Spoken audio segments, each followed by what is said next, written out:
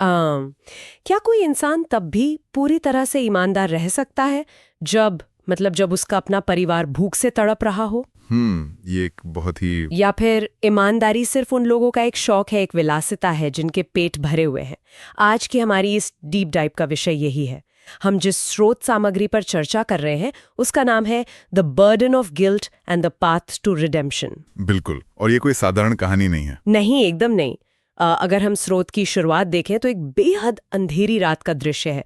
संकरी गिलियां हैं, कुत्तों के भौंकने की आवाजें आ रही हैं और बादलों में छिपता हुआ एक आधा चांद है। एक बहुत ही डरावना माहौल है ना? हाँ, और उसी माहौल में एक टूटी हुई चारपाई पर रामनाथ नाम का हमारा मुख्य किरदार बैठा है। मिट्टी के चूल्हे के पास उसकी माँ रो रही है और पिता तेज बुखार में कराह रहे हैं। मतलब ये दृश्य सीधे दिल को छूता है। ये इस पूरी चर्चा का आधार है। हम इस विश्लेषण के जरिए नैतिकता, मजबूरी और आत्मग्लानि यानी गिल्ट के उस भयानक मनोवैज्ञानिक सफर को समझने की कोशिश करेंगे। देखिए, ये शुरुआत ही उस मूल दुविधा को सामने रख देती है। हम यहाँ सिर्फ एक चोरी की घटना पर बात नहीं कर रहे हैं। हम दरअसल इंसान के अंतर्मन में चलने वाले उस द्वंद्व का, उस कॉग्निटिव डिसोनेंस का एक केस स्टडी देख रहे हैं। Cognitive dissonance? जी, जहां दिमाग अपने ही बनाए हुए नियमों को तोड़ने के लिए तर्क गढ़ने लगता है। जब एक तरफ इंसान के बुनियादी अस्तित्व, उसके सर्वाइवल का संकट हो, और दूसरी तरफ जीवन भर की जो सामाजिक कंडीशनिंग है, तो वो टकराहट बहुत ही भयानक मनोवैज्ञानिक परिणाम पैदा करती है। सही बात है। और रामनाथ का विश्वास तो पूरी तरह टूट चुका है। स्रोत स्पष्ट करता है कि उसे लगता है कि ईमानदारी से कुछ हासिल नहीं होता। उसे लगता है कि ईमानदारी सिर्फ गरीबों को दर्द देने के लिए बनाई गई है। और यही इस स्रोत का एक बहुत ही महत्वपूर्ण तर्क है। जब किसी को लगता है कि जिस व्यवस्था का वो पालन कर रहा है वही व्यवस्था उसे मरने के लिए छोड़ रही है, तो भरोसा उठ जाता है। बिल्कुल। मनोवैज्ञानिक रूप से हम नियमों का पालन इसलिए करते हैं क्योंकि हमें लगता है कि समाज हमारी रक्षा करेगा। पर रामनाथ के मामले में वो अनुबंध टूट चुका है। उसकी जो हताशा है वो दरअसल एक डिफेंस मैकेनिज्म को जन्म दे रही है। उसका दिमाग उसे समझा रहा है कि जब दुनिया निष्पक्ष नहीं है तो उसे भी निष्पक्ष रहने की कोई जरूरत नहीं है। चलिए इसकी परतें खोलते हैं। ये तो हो गई वो मानसिक जमीन जहां बीज बोया गया। लेकिन ये कुछ भी कर गुजरने की भावना बस हवा में तो पैदा नहीं होती। एक उत्प्रेरक चाहिए, एक कैटलिस्ट। हाँ, और वो उत्प्रेरक अगली सुबह आता है जब रामनाथ गांव के जमींदार के घर पहुंचता है। एक तरफ उसकी झोपड़ी में भूख और बीमारी है और दूसरी तरफ जमींदार के घर में शादी की भव्य तैयारियां चल रही हैं। एक बहुत ही तीखा विरोधाभास। एकदम। बड़े बड़े बर्तन, मिठाइयों की खुशबू और सबसे बड़ी बात, खुलेआम रखे हुए सोने चांदी के गहने और पैसों से भरे थाल। मैं सोच रही थी ये स्थिति एक प्रेशर कुकर की तरह है।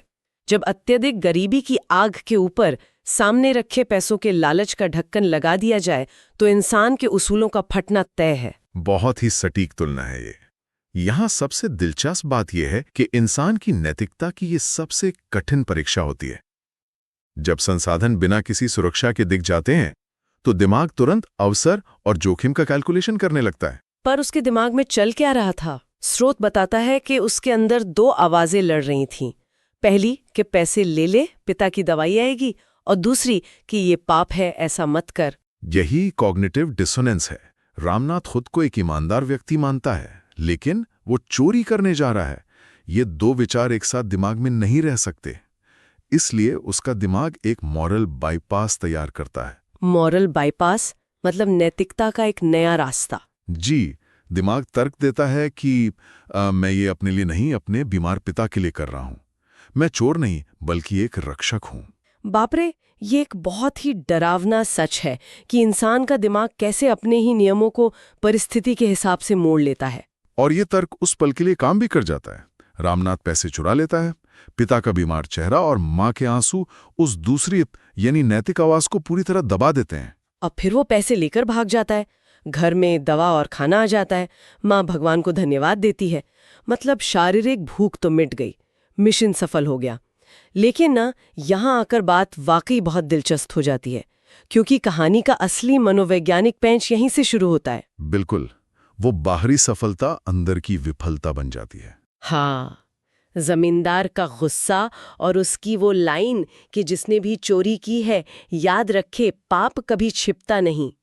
अगर हम इसे व्यापक संदर्भ से जोड़कर देखें तो जमींदार की वो लाइन दरअसल उस सामाजिक कंडीशनिंग की आवाज थी जो रामनाथ के अंदर पहले से दबी हुई थी। उसने बस एक ट्रिगर का काम किया। एकदम सही। यहाँ गिल्ट यानी अपराध बोध का वो स्वरूप सामने आता है जो इस विश्लेषण का केंद्र है। गिल्ट सिर्फ एक भावना नहीं है, यह हमारे दिमाग का एक ऑटो इम्यून रिस्पॉन्स है। ऑटो इम्यून रिस्पॉन्स, ये तो बीमारियों से जुड़ा शब्द है। देखिए, जैसे शरीर का इम्यून सिस्टम हमें बचाता है, लेकिन ऑटो इम्यून बीमारियों में वो हमारे ही शरीर की अच्छी कोशिकाओं पर हमला करने लगता है। उसी तरह नैतिकता हमारे सामाजिक अस्तित्व का इम्यून सिस्टम है। अच्छा। जब रामनाथ ने चोरी की तो उसने समाज के खिलाफ काम किया। उसके दिमाग ने इस चोरी को एक बाहरी वायरस की तरह देखा, और क्योंकि वो वायरस रामनाथ खुद था, तो दिमाग ने रामनाथ पर ही हमला शुरू कर दिया, गिल्ट के रूप में। और ये हमला कितना भयानक था, ये स्रोत के विवरणों से साफ पता चलता है। रामनाथ बाहर से सामान्य है, लेकिन आत्मा की भूख ने उसे अंदर से खाना शुरू कर दिया है। रात को उसे लगता है कि वो आधा चांद उसे ही घूर रहा है। कानों में आवाजें गूंजती हैं, चोर, पापी। ये जो मतिभ्रम या हेलुसिनेशंस हैं, ये बताते हैं कि दिमाग खुद को सजा देने के लिए कितनी दूर जा सकता है। उसे बाहरी पुलिस की जरूरत ही नहीं पड़ी। उसका अपना दिमाग ही उसका जल्लाद बन गया। बिल्कुल। मुझे सबसे ज्यादा दर्दनाक वो हिस्सा लगा जहां उसके डरावने सपनों का जिक्र है। कोई उसका गला दबा रहा है, गांव वाले पीट रहे हैं, और सबसे डरावना उसके पिता का यह कहना कि हमने तुझे ईमानदारी सिखाई थी। यही मानवीय मनोविज्ञान की जटिलता है। दिमाग जानता है कि उसकी सबसे बड़ी कमजोरी उसके पिता का सम्मान है। तो दिमाग उसी को हथियार बना लेता है। जी, वो अपनी ही चुराई हुई गड्डियों के बोझ तले दबता जाता है। गिल्ट उसे अंदर से बिल्कुल अकेला कर देता है, जैसे वो किसी अंधेरी कोठरी में खुद को कोड़े मार रहा हो। और यहीं पर कहानी का टर्निंग पॉइंट आता है। गांव में एक साधु का आना, साधु का वो प्रवचन कि मनुष्य दुनिया से झूठ बोल सकता है, लेकिन अपनी आत्मा से कभी नहीं बच सकता। पाप इंसान को अंदर ही अंदर जलाता रहता है। बस यही कुछ शब्द काफी थे। हाँ, इन शब्दों से रामनाथ पूरी तरह टूट जाता है और अगले दिन सबके सामने रोते हुए अपना गुनाह कबूल कर लेता है। लेकिन तो आखिर इस सब का क्या मतलब है?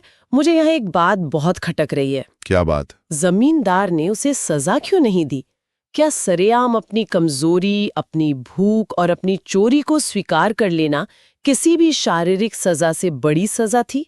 मतलब क्या ये न्याय के साथ खिलवाड़ नहीं है? इससे एक महत्वपूर्ण सवाल खड़ा होता है। कानूनी नजरिए से यह अजीब लग सकता है, लेकिन ये कहानी रिस्टोरेटिव जस्टिस यानी सुधारात्मक न्याय पर केंद्रित है। सुधारात्मक न्याय? जमींदार ने उस इंसान के दर्द को पहचान लिया था। जमींदार की वो प्रतिक्रिया कि गलती करने वाला इंसान छोटा नहीं होता, लेकिन गलती मानने वाला इंसान बड़ा बन जाता है। बहुत गहरी बात है ये। सच्चा पश्चाताप केवल सॉरी बोलना नहीं है, अपनी सबसे गहरी शर्मिंदगी को समाज के सामने नंगा कर देना है। रामनाथ ने अपना सारा अहंकार मार दिया था, और जब अहंकार खत्म हो जाए तो बाहरी अदालत की सजा का कोई अर्थ नहीं रह जाता। सही बात है, और यही कारण है कि रामनाथ का जीवन पूरी तरह बदल जाता है। वह दिन रात मजदूरी करता है, पाई पाई जोड़कर चोरी के पैसे लौटाता है और गांव वालों का सम्मान वापस पाता है।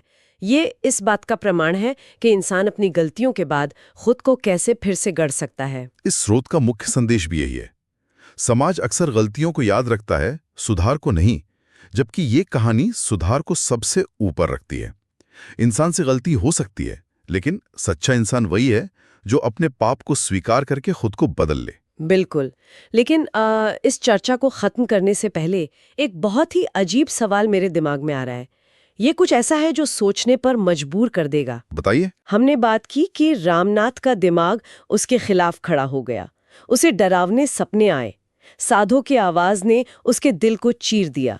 लेकिन अगर रामनाथ का अपना ही दिमाग उसे ये सजा ना देता तो क्या होता? ये एक बहुत ही गहरा मनोवैज्ञानिक प्रश्न है। अगर गिल्ट का वो ऑटो इम्यून रिस्पॉन्स कभी ट्रिगर ही ना होता, तो क्या वो कभी अपना गुनाह कबूल करता?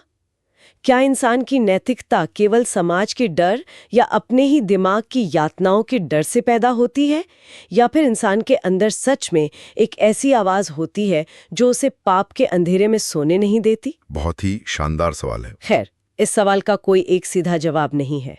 ये हम सबको खुद सोचना होगा कि हम ईमानदार इसलिए हैं क्योंकि हम अच्छे हैं, या इसलिए क्योंकि हम अपने ही गिल्ट से डरते हैं। आज के इस डीप डाइव में बस इतना ही।